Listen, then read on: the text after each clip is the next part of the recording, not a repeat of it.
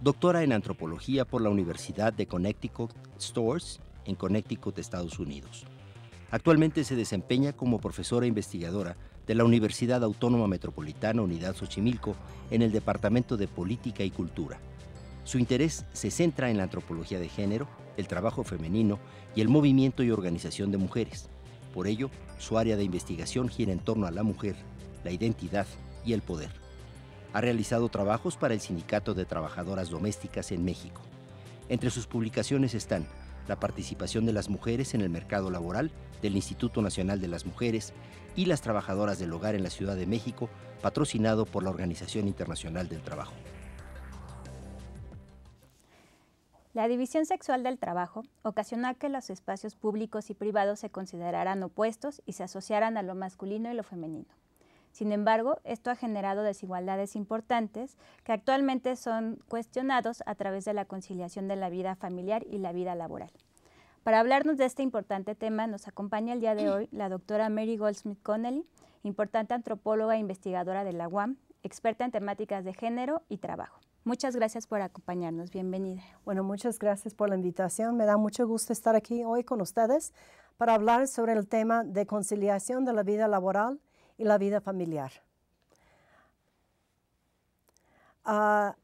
Yo creo que en primer lugar habría que aclarar qué es lo que se busca conciliar.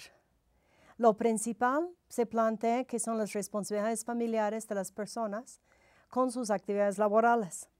Sin embargo, también, como mencionó Tania en la introducción, hay otras actividades. En fin, la vida no solo se conforma por familia y trabajo, sino el estudio, la participación comunitaria con el trabajo remunerado.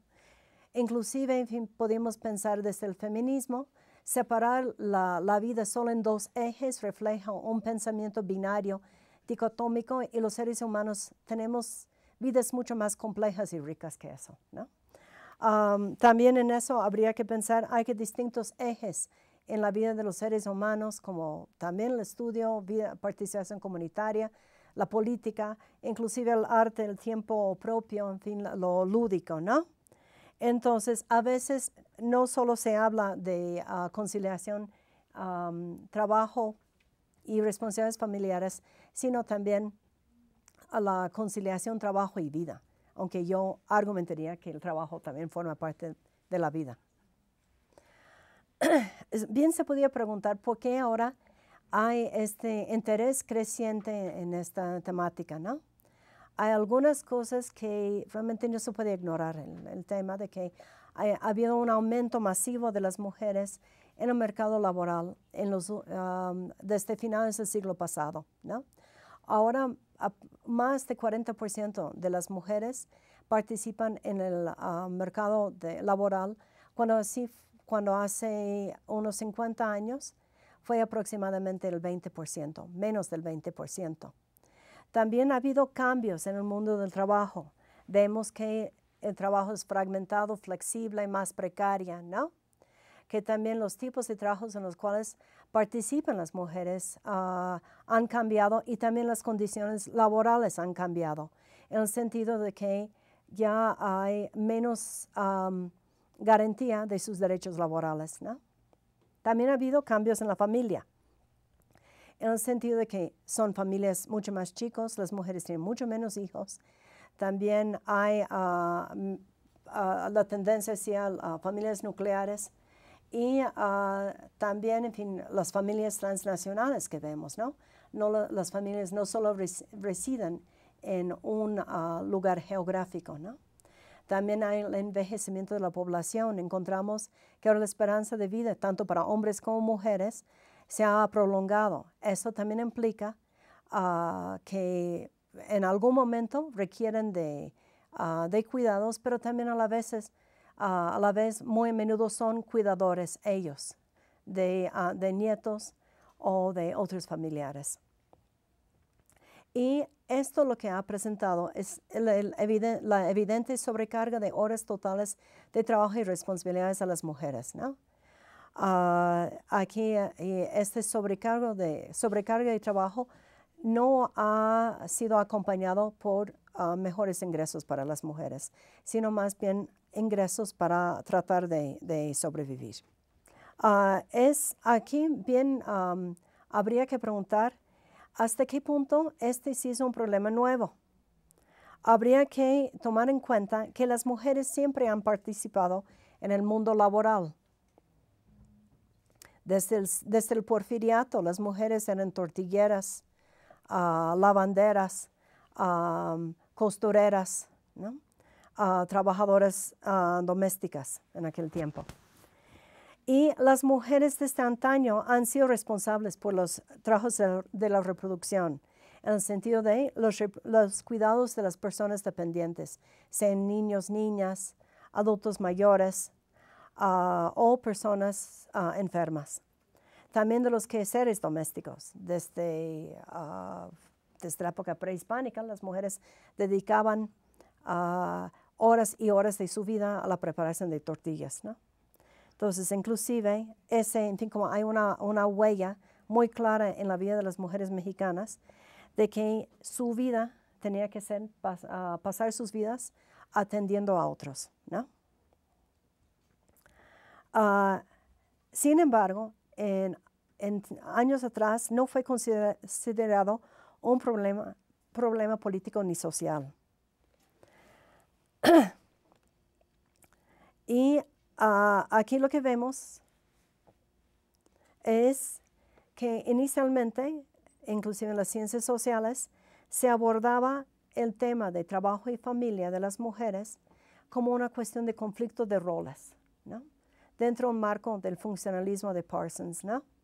Se planteó que el papel, el papel del trabajo remunerado tendía a interrumpir o desequilibrar las relaciones armónicas familiares, ¿no? Las premisas a esto, en fin, hoy en día lo podemos ver con bastante claridad después de las aportaciones de las críticas feministas, es que había el modelo de la familia biparental heteronormativa con una división sexual de trabajo naturalizada, en los cuales se quedaban que las mujeres tenían por obligación y de manera natural atender a otros, a ser madres, y que esto tenía que ser el centro de sus vidas. Siempre se hacía la pregunta, ¿cómo se identifican las mujeres en el mercado laboral? ¿Como madres primero o como trabajadoras? Y casi siempre se daba por hecho que el elemento que intervenía con su participación, por ejemplo, en sindicatos o ascensos, era su identidad como madres, ¿no? O sea, en lugar de pensarlo como una cuestión estructural, fue más bien como un problema que fue tratado como un problema individual de las mujeres. Por el otro lado, se considera que el trabajo remunerado fue una actividad masculina, ¿no? Y que la responsabilidad de los hombres eran ser hombres proveedores. Eso lo podemos ver inclusive en la política laboral también. Por ejemplo, el salario mínimo fue un salario mínimo familiar, en el cual se supone que el jefe de hogar fue un hombre y las mujeres estaban dedicadas al trabajo doméstico y cuidado de los miembros de la familia, ¿no? Aquí en aquel tiempo lo que se pensaba es que las soluciones frente a este conflicto tenían que ser hechos a nivel familiar. Se tenía que buscar el orden y la estabilidad dentro de la familia, ¿no? Con el paso de los años encontramos las primeras miradas desde el feminismo, ya en los finales de los 60, principios de los 70. Ya no se consideraba como un conflicto de roles, sino ya se marcaba en una discusión sobre las relaciones de poder, sobre la desigualdad entre hombres y mujeres. Se planteaba primero como la doble jornada, en el sentido que era cumulativo, 8 horas en el trabajo y muchas más horas en la casa, cuidando a los niños, haciendo labores domésticos. Otros autores, sobre todo las españolas, empezaron a considerar más bien como la doble presencia y la doble ausencia. En el sentido de que uno no puede fragmentar su vida entre el ámbito laboral y el ámbito familiar, sino mientras que uno estaba dentro el trabajo, pensaba en la familia, ¿no? O estaba angustiada por si los niños estaban bien, por lo que iba a cocinar después cuando llegaba, si le iba a alcanzar el tiempo para echarse lavar la ropa en la noche, ¿no? Y a su vez, cuando uno llegaba al trabajo, uno tenía presente lo que no había hecho. Cuando uno llegaba a la familia, a la casa, también quedaba la cuestión de que no había acabado con el trabajo, ¿no? Después se planteó que en lugar de estar presente, más bien uno estaba ausente en ambos lados. Que uno no estaba completamente presente en el trabajo porque estaba ausente pensando en la familia. Y cuando uno está en la familia tampoco estaba, sino porque estaba pensando en el trabajo. Evidentemente eso limitaba las posibilidades de desarrollo de las mujeres, ¿no? Las miradas feministas fueron orientadas por las críticas a la familia como un lugar de jerarquías, control de la sexualidad.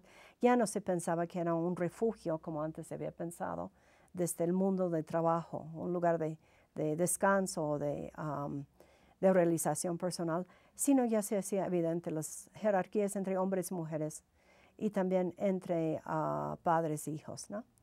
También aquí fue la crítica del feminismo con respecto a la familia como una institución que controla la sexualidad, el ejercicio de la sexualidad de los integrantes de la sociedad, ¿no? La idea de que alguien no vive en familia es casi visto como pecado, ¿no? También estas miradas a la doble jornada, la doble ausencia o doble presencia, también conllevan la crítica de la división sexual del trabajo. Se pregunta por qué a las mujeres se les asignan estas actividades de manera naturalizada, ¿no? Y por qué son obligación, ¿no? Si uno inclusive analiza los primeros códigos civiles aquí en México, las mujeres tenían la obligación, ¿cómo se llama?, por ley, en un matrimonio o concubinato, de cumplir con las tareas domésticas, igual que los hombres tenían supuestamente la obligación de proveer a la familia con los medios de sobrevivencia, ¿no? También con esta crítica, con respecto a lo que es trabajo, se reivindicaba el valor del trabajo doméstico de las mujeres, ¿no? Y estoy hablando ya de los años 70, pero habría que pensar que muchas de esas cuestiones todavía se retoman cuando se hacen tanto investigaciones como se hacen políticas públicas, ¿no? Se planteaba el salario para el trabajo doméstico, ¿no? Eso fue una propuesta de las italianas, por ejemplo, de Silvia Federici y Selma James, que fue de Trinidad y Tobago, pero fue una propuesta también que reivindicaba que el trabajo doméstico generaba valor y que las amas de casa no eran parásitos, sino contribuía a la reproducción de la sociedad y de manera indirecta hasta de la acumulación de capital. Otra propuesta fue la socialización del trabajo doméstico, que se planteaba que muchas de las actividades que se realizaban en el interior de la casa deberían ser asumidos por el gobierno o por empresas. La tercera propuesta, que sigue siendo vigente entre muchas instituciones y muchas personas, es la repartición equitativa entre integrantes del hogar. Aquí podemos pensar en muchas de las propuestas desde mujeres, otros lugares con respecto a la democratización de la familia, ¿no? Que todos deberían de entrar de manera pareja a las actividades, sin importar si aportan o no económicamente, inclusive al hogar. Que uno no compra privilegios al contribuir con ingresos, sino también debería de contribuir con lavado, planchado, cuidado de los niños, igual que cualquier otro. Entonces, entre las feministas lo que podemos ver es que está el reconocimiento del conflicto, las relaciones de poder tanto dentro del ámbito familiar como en el resto de la sociedad, también las relaciones de desigualdad. No voy a entrar aquí todos los pormenores de la discusión sobre el trabajo doméstico, pero fue un tema que yo creo que hoy en día ha sido revivido con la discusión sobre los cuidados que vamos a ver más adelante.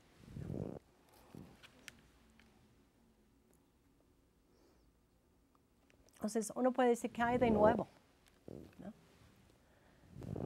Y por qué tuvimos que pasar por estos distintos pasos, ¿no? Hoy en día se habla mucho de la crisis de los cuidados. Eso tiene que ver con los cuidados en el sentido de que si antes fue considerado natural que las mujeres iban a encargarse de los niños, iban a pararse de cabeza lavando pañales, cocinando, desvelándose, cuidando a los niños para la realización de las tareas o cuidando a los adultos mayores. Con la incorporación masiva de las mujeres al trabajo remunerado, se empieza a ser más notable que no hay quien va a cuidar de estas personas como antes, ¿no? Que no hay suficientes horas en el día para hacerlo, ni las mujeres ya están dispuestas a hacerlo, ¿no? También uno de los cambios que tiene que ver con esta incorporación masiva de las mujeres al trabajo remunerado, hasta los años 70 las mujeres tendían a incorporarse al mercado laboral muy jovencitas, solteras, sin hijos. Y hubo una ruptura en su vida laboral en el momento que se juntaban, se casaban y tenían sus hijos. O sea, todavía operaba este modelo del hombre pan, del hombre que tenía un salario familiar. Entonces, las mujeres se quedaban al frente de sus hogares cuidando a sus hijos y el resto de los familiares. Y a menos que ellas tenían niveles educativos mucho más altos y podían generar ingresos bastante superiores, en general no regresaban al mercado laboral, ¿no? En algunos casos sí, ¿no? En las últimas décadas hay un cambiazo. Las mujeres que están en el mercado laboral ya no son solo las jovencitas, o más, ya no son las jóvenes. Tienen que ser mujeres adultas, en general, unidas y con hijos.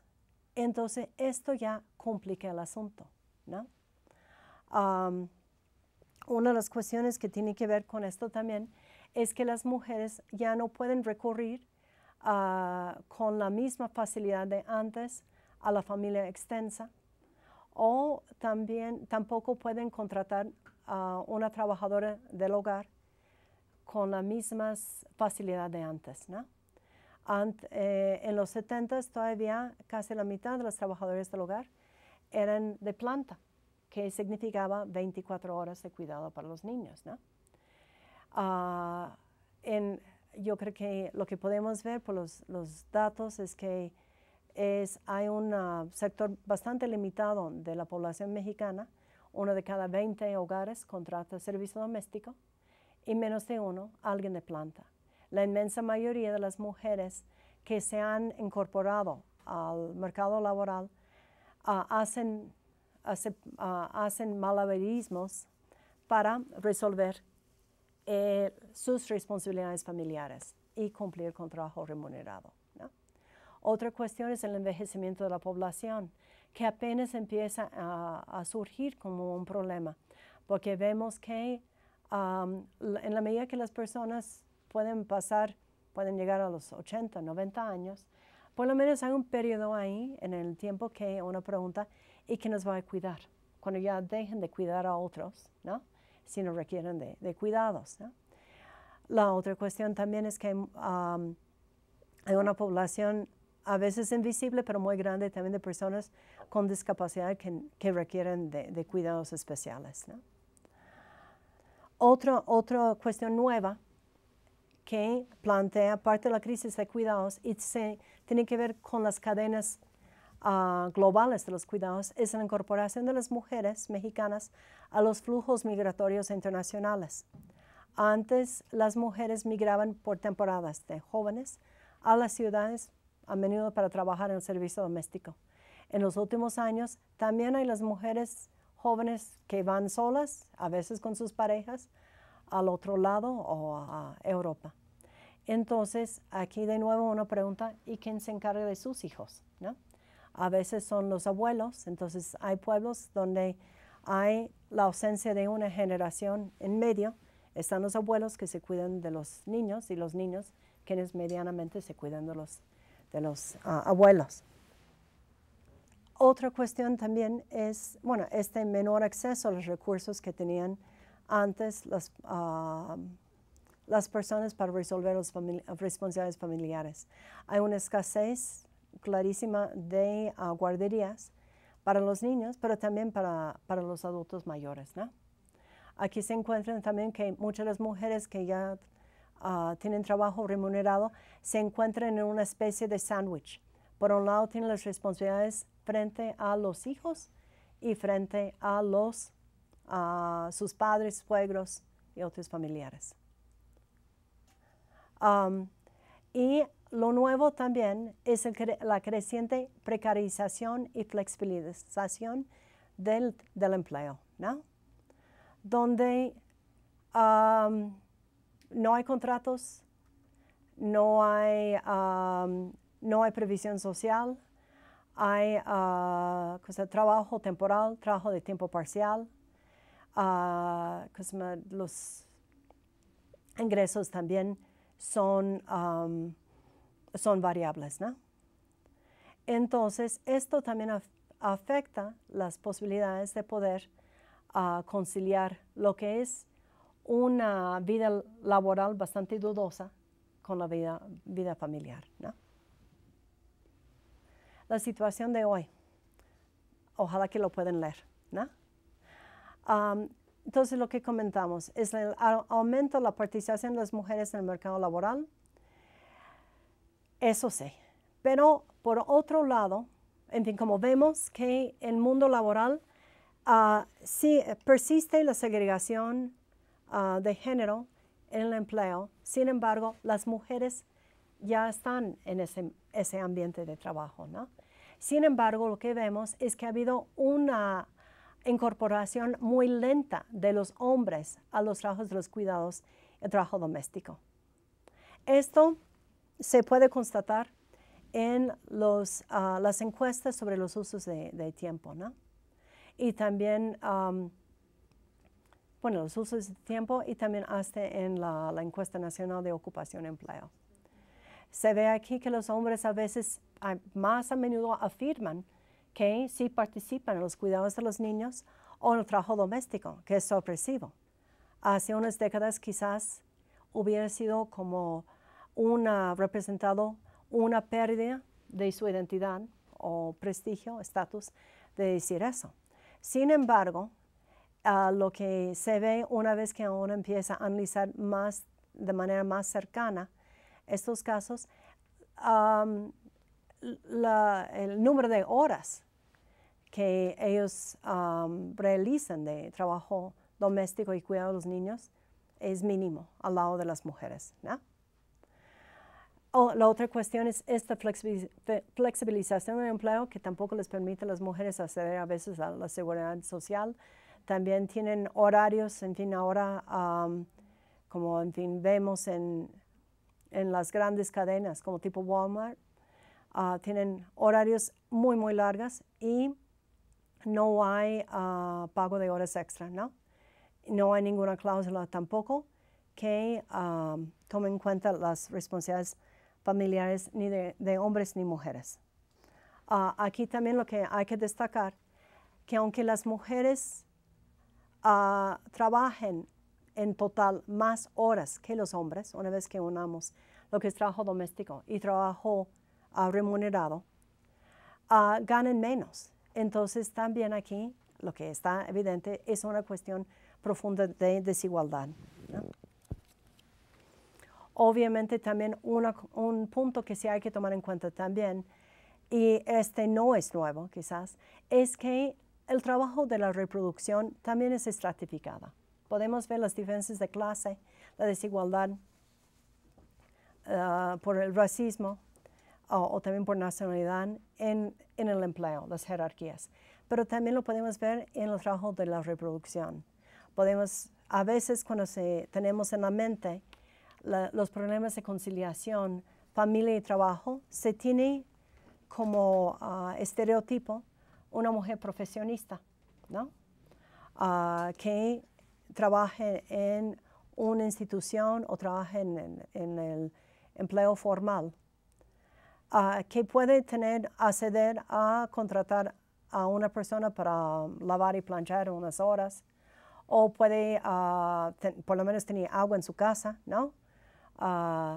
O a familias que pueden contratar guarderías o pueden comer fuera. Sin embargo, habría que pensar que la mayoría de las personas tienen que realizar el trabajo reproductivo en condiciones adversas, ¿no? También cuando habla de la estratificación de la reproducción, relacionado no solo a la reproducción de la fuerza de trabajo cotidiano y generacional, sino también con la reproducción biológica, está estratificado en el sentido de que a algunos sectores de la sociedad se les fomenta su reproducción biológica y hay otros que no, de alguna manera, ¿no? Quienes son considerados como por parte de nuestra sociedad como con el derecho a reproducirse, ¿en qué condiciones, no? Como casi la idea de una beca, ¿no? Sí. ¿Quiénes tienen beca para hacerlo y quiénes no? ¿Cuáles son algunas posturas actuales con respecto a la conciliación, trabajo y familia, ¿no? ¿En qué sentido ya se ha cambiado? Algunas autoras, de nuevo, las algunas feministas españolas, ellas plantean de entrada que es imposible conciliar lógicas opuestas, ¿no? La lógica de la reproducción de la vida, la sustentabilidad de la vida, que forma parte, que está como en el subsuelo de los cuidados de las personas, ¿no? Y la lógica de la producción de la ganancia. Plantean que es tratar de conciliar algo que está totalmente en pugna, ¿no? Aún así, también, aunado a lo anterior, que yo creo que esto sí es nuevo en los últimos tiempos, se ha hecho hincapié en que la reproducción de la vida, los cuidados, las responsabilidades no son exclusivamente cuestiones de las mujeres, que tienen que ver con las mujeres, que antes era como un asunto de mujeres. Uno pensaba legislación protectiva para las mujeres, ¿no? Licencia de maternidad, obviamente, es de las mujeres, ¿no? Entonces, se partía un poco de la carga está en las mujeres, pero no deberían de ser de las mujeres. Aquí lo que se plantea es que ser cuidado o no, cuidar o no, es un derecho de todas las personas, ¿no? Entonces, es como yo creo que con los cuestionamientos desde el feminismo, realmente ya se planteó también de que ya no es un asunto solo de las mujeres, sino de la sociedad. Y aquí es donde se plantea, aún así como una solución parcial que no resuelve este primer dilema, la imposibilidad de conciliar lo que es la reproducción de la vida y la producción neoliberal global capitalista, ¿no? Que por lo menos para hacer la vida más soportable, habría que buscar la corresponsabilidad entre gobiernos, sindicatos, empresas, hombres y mujeres, de los trabajos de los cuidados, de los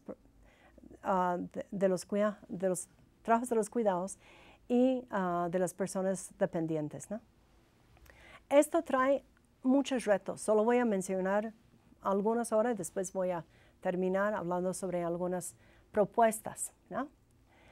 Uno es cómo si se plantean políticas públicas para valorizar el trabajo, para compartir el trabajo de los cuidados.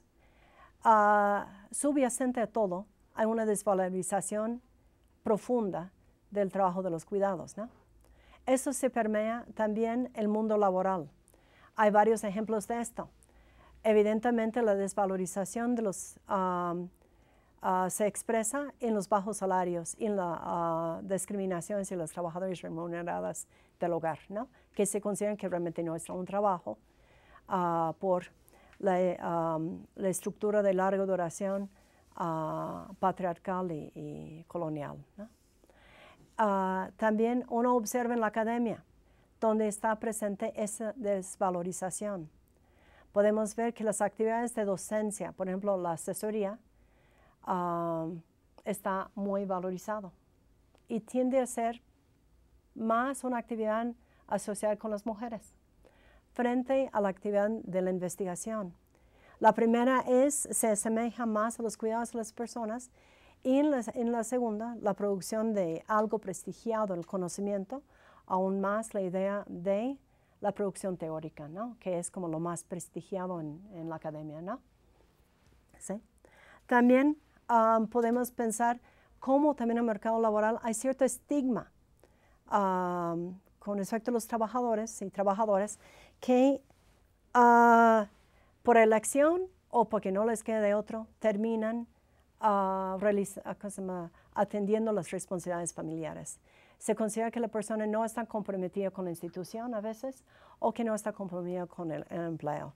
Y por lo menos es un impedimento para que pueda tener algún ascenso, ¿no? Otro reto en esta discusión hoy en día con respecto a los cuidados, ¿no? En fin, se ha planteado mucho la cuestión de políticas de los cuidados. Sin embargo, vemos que, por ejemplo, las personas que contratan trabajadores del hogar, básicamente les contratan para resolver el problema del trabajo doméstico cotidiano, ¿no? La limpieza, lavar, planchar, la cocina.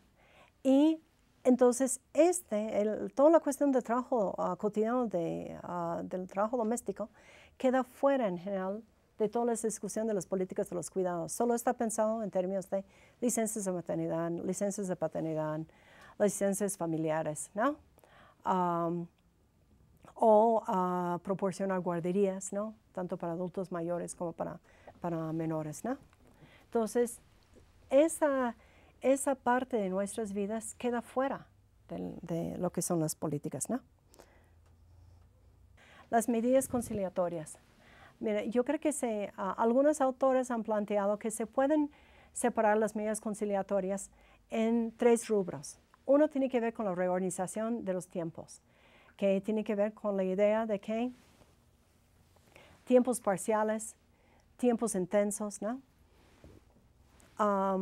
Tener trabajo por hora. Sin embargo, no hay que hacerse ilusiones que eso necesariamente propicia mejores condiciones para las y los trabajadores, ¿no?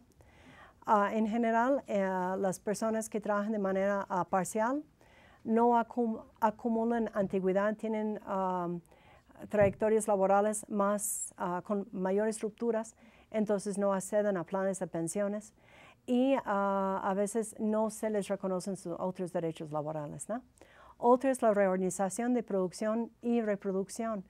Entonces, en el sentido de que las mujeres deberíamos estar más en la vida laboral y los hombres deberían de estar más, inclusive más horas en las actividades reproductivas, ¿no?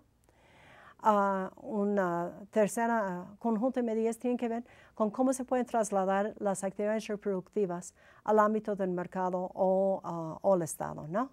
Por ejemplo, cuestiones económicas o, por ejemplo, los cuidados de los adultos mayores, que pueden ser clubes, pueden ser gente que van a las casas, ¿no? Entonces, hay muchos ejemplos que uno podría dar. Yo creo que, bueno, me gustaría platicar de 2, ¿no? Si hay tiempo. Uno tiene que ver con también cómo en esto puede figurar o no a los sindicatos y en la negociación colectiva. Por ejemplo, en la Universidad Autónoma Metropolitana, el contrato colectivo incluye en una de sus cláusulas licencias paternas o maternas para el caso de si un niño se enferma durante el año, ¿no? Que sea no solo pensado en términos de las mujeres, sino también para los padres. También ellos tienen el derecho a 15 días para tomar como permisos para atender responsabilidades familiares, ¿no? Otro caso, eso es desde una negociación, un contrato. Ahora lo que podemos ver también de manera reciente también en el DF, en el gobierno del Distrito Federal, ha sido también la introducción a licencias también no solo para las madres, sino también para los padres, en el caso de adopción de un menor, ¿no? De un niño. Entonces, como hay muchos lugares desde donde se pueden introducir ciertos cambios pequeños, sin embargo, yo creo que nos esperan grandes retos y depende mucho en la capacidad y creatividad y el voluntad político de los gobiernos de crear una política nacional con respecto a los cuidados y que le da el mismo impulso a esta política que dan, por ejemplo, a las reformas estructurales. Bueno, muchas gracias.